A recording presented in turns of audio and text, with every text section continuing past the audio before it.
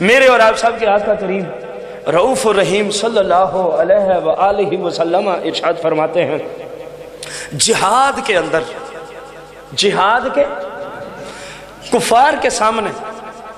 اللہ کے دین کے سر بلندی کے لیے یا اسلامی سرحد کی حفاظت کی غرض سے، اسلامی سرحد کی، اس میں وہ ہمارے فوجی بھائی آ گئے صحیح العقیدہ جو اسلامی ملک کی ایسی سرحد پہ کھڑے ہیں کہ سامنے کفار ہیں، سامنے، اور وہ کیوں کھڑے ہیں؟ اسلامی ملک کی حفاظت کے پیش نظر، اسلامی ملک کی حفاظت کے پیش نظر وہ فوجی بھی اس حدیث کے مصداق کے ذرا غور کرنا، میرے آقا کریم صلی اللہ علیہ وآلہ وسلم ارشاد فرماتے ہیں کہ اس غرض سے ایک دن یا ایک رات، فقط ایک دن یا ایک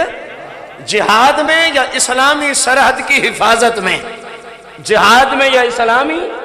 سرحد کی حفاظت میں جو مسلمان صحیح العقیدہ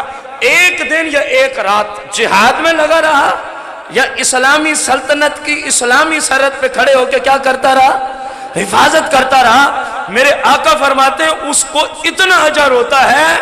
اتنا اجر ملتا ہے، خیر الدنیا وما فیہا،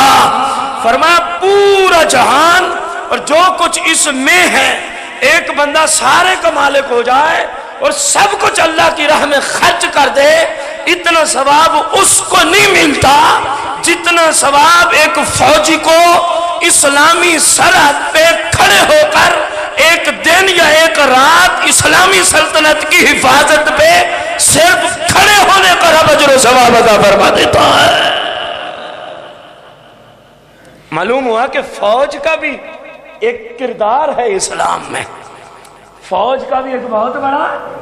کردار ہے اسلام میں۔